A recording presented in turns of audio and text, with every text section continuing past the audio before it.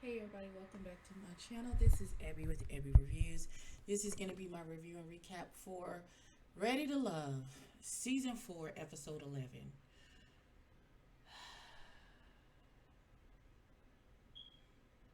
I'm already tired, and we ain't even done nothing yet. I'm already tired, and we haven't even done anything yet. What's that on my... Oh, it's a satin pillowcase. What is that on my bed? Yeah. It was self-eliminations and true colors galore last week. So let's figure out what the hell is happening. I'm ready. Are you? Okay, so the ladies are introducing the men, their favorite men, to their family. So first up is Shiloh and her parents. Her mama seems extra off gate. I like it.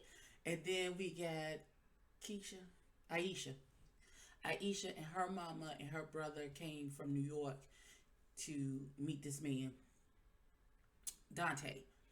Um, I think she's going to introduce both Frank and Phil, or maybe I hope one at a time, because that would be we gonna see what happens. Even though with Phil, I'm gonna leave that alone. I ain't even go. Let's see what happens. Clearly, this is a mukbang now. So Phil talking about he spent all this time at the retreat with Shiloh, but Shiloh picking him and throwing him off. So he won, and then he said, "I'm nervous about. I don't know if I want to meet Sydney's family.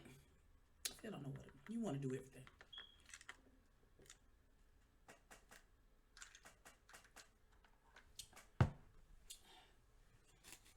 They both win points with the mamas for bringing flowers.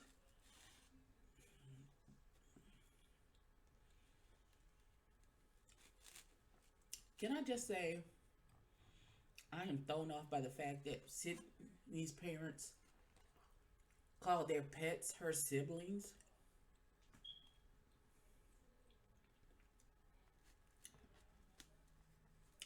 Okay, but I'm not. I'm not really a pet kind of girl, so it's whatever. Now, finally, we get some clarity about Dante and his baby mothers. And they're like, his brother's like, so you got three kids, and one, two, three, baby mother. He's like, he said everything is cool, it's platonic relationships. Two of them are remarried. It's that third one. I'm giving a side at you.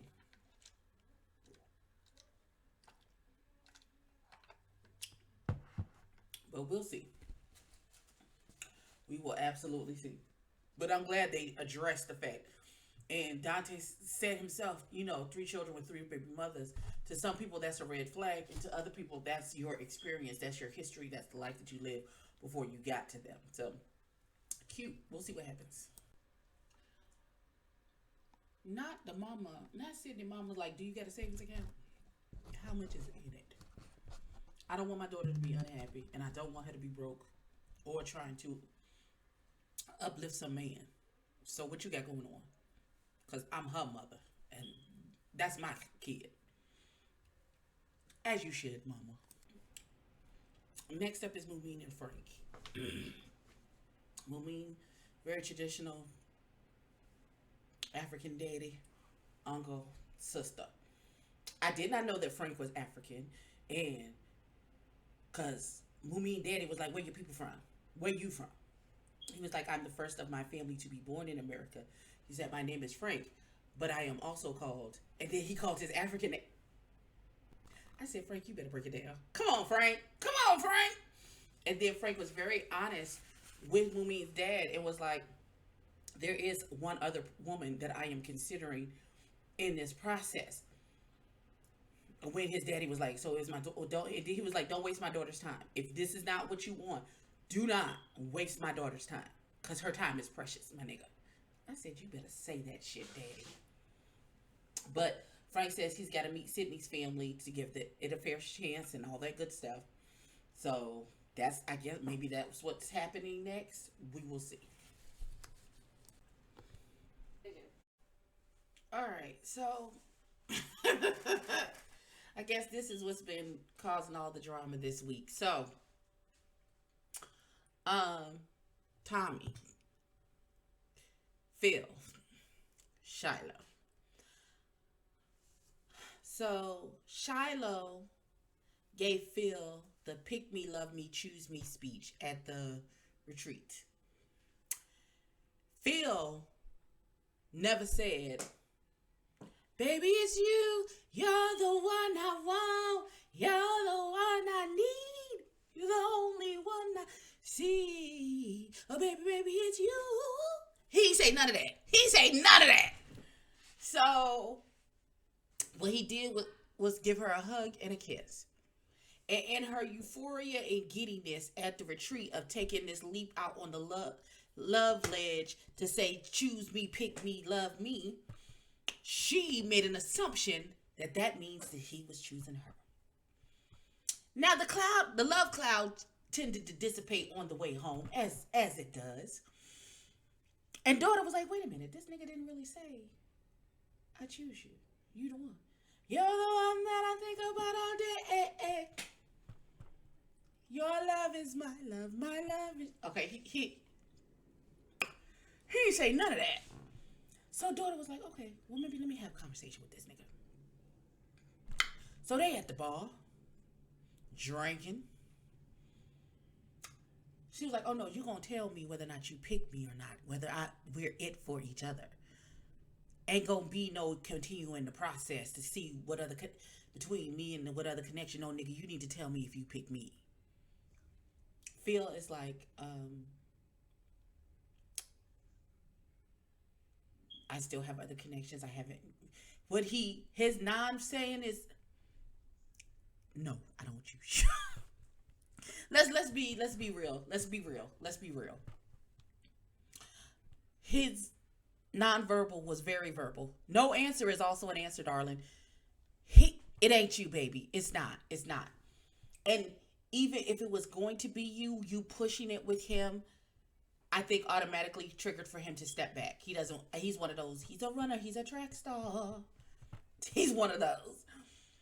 So they get into an altercation because she is standing in the rain crying, pick me, choose me, love me. And Phil was like, but I don't wanna. So Dawta got in her feelings and she was like, fuck you, nigga. Fuck your horse. Fuck this club. Fuck these drinks I've been drinking all night and now I'm 10 sheets to the wind. Phil being a gentleman, even though he ain't trying to choose her, he also don't want to find on the newspaper the next day where she done got bopped in the head and her body was found in the alley either. So he follows her after she says, get your shit. Get your... Dawta went full blown, get out my face. I don't even like you. Get out of my face. Get out of my face. And so he refused to allow her that space because it's 5 a.m. outside of a club. She don't walk cold in the rain. She don't walk angrily down some alley. She don't know where he's going. No, bitch, get your drunk ass in this car and go home. We can argue about this at a later date. What I'm not going to have is your drunk ass being somewhere and then you run up on the wrong thing and then you dead. And I didn't do my due diligence and I just let you walk away. We not doing that. No ma'am, no ham, no pepperoni. So that, him forcibly picking her up and walking her back to her car triggered her. And apparently that's where we are with this story. Tommy is like, well, do you not like her? Phil was like, no, not it's funny to me. Phil was like, no. And Shiloh was like, do you like this man? She was like I don't wish he died. And is that good enough? Tommy's trying to play the love doctor because love doctor never fails. The love doctor never fails. With this situation, talk about, is this a bump that's going to bump y'all apart? Do y'all have any love? Y'all need to sit down and have a conversation with each other. At this point, Phil is like, I was trying not to let this hold down horribly by telling her that I didn't really choose her. But now I really don't choose this broad. She is in her feelings because now she understands that no answer is also an answer.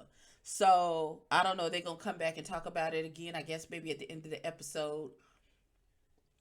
This shit is half over, so I don't know what's gonna happen, child. We gonna see. We gonna see. So we Frank Sabrina. Um, they met her cousin Stephanie, who just had a baby, so they had to do it over the link. And Sabrina still has reservations about Walter. What did I call him, Frank? Oops, called him Frank. Walter. Uh, the cousin thinks he seems sincere. Walter is saying he gonna ride this with Sabrina till the wheels fall off. Sabrina's still, not sure. Um, Sydney and Frank. Frank is being honest on both ends and saying there is somebody else that I'm dating. I haven't really made a choice yet. I really, he's saying with Sydney though, she seems like she may be a bit too much like him, and he doesn't know if he wants another him. Why? What's wrong with you? Mm-hmm, mm-hmm, mm-hmm, mm-hmm. We gonna see what happens, shall we? Okay, so the ladies are in the ladies' lounge, and everybody's talking about how the dates went, and you can see Shiloh was feeling away when Sydney talks about Phil brought flowers for her mama, her daddy, some whiskey or bourbon or something. And then Shiloh says she didn't feel comfortable after the altercation that she and Phil had. She didn't feel comfortable with him meeting her parents. Um, and so she explains what happened. And she was like, I was never in fear for my life or that he was going to harm me. It's just that he did not respect me enough when I said, give me some space to give me the space. And Sydney said, I know Phil to be a protector, so the way you explained it, I absolutely understand that. And I believe that he did what he did. He picked you up and tried to get you back in the car and make sure that you were safe because that's who he is as a person. And she was like, I'm sorry that you had to go through that. Do you mind if I have a conversation with him about it? And she's like, no, you can have a conversation. And then nephew Tommy is like, do you think it can be repaired? And she's like, I just don't. And so um, she's going to have one last conversation, I guess, with Phil. We got time for it. And there's no eliminations. Nobody's going home tonight, and they're gonna allow Shiloh to have her conversation, and then I guess it's over for her. She's gonna be self eliminated as well. So we gonna see what happens in the conversation between Shiloh and Phil. Okay, so I want to be sympathetic to Shiloh and everything that she's gone through, but for her to say when the question was asked, do you think he was trying to hurt you? She said yes, emotionally.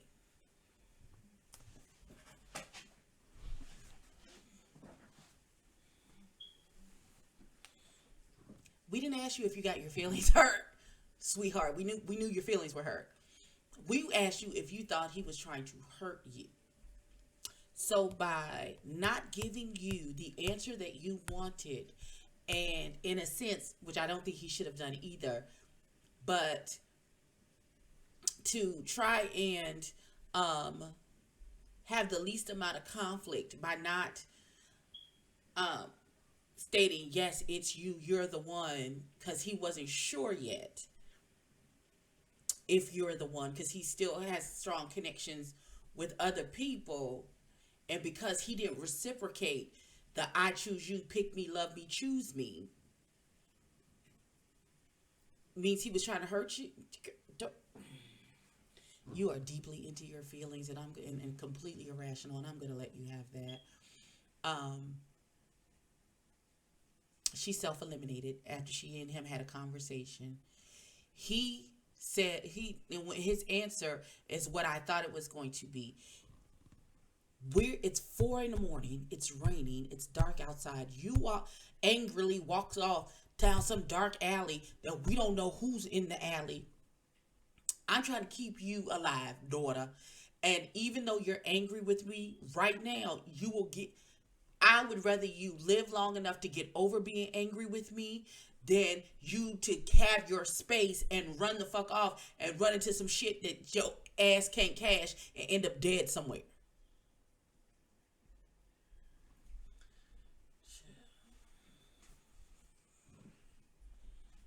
Okay. Next week, the women meet the men's families. Um, that don't look like it's gonna go well for anybody. Um, since no man was eliminated, there's a man for every woman. Since Shiloh self-eliminated, and we're gonna see who ends up as a couple and who doesn't. I'm not. I have no faith in Sabrina and Walter. Um, I don't know what's gonna happen. Aisha and Date maybe. I got five on that. I don't know. We're gonna discuss it tomorrow on the panel. I'll be live coming to you from my mama's house. We'll see what happens. Um, tell me what you thought of this episode. A this was heavy. This was really heavy. I feel like China was delusional. Okay, we not. I'm not even going. Okay, but that's it. Like, comment, and subscribe. We'll see y'all tomorrow. Happy New Year. Peace.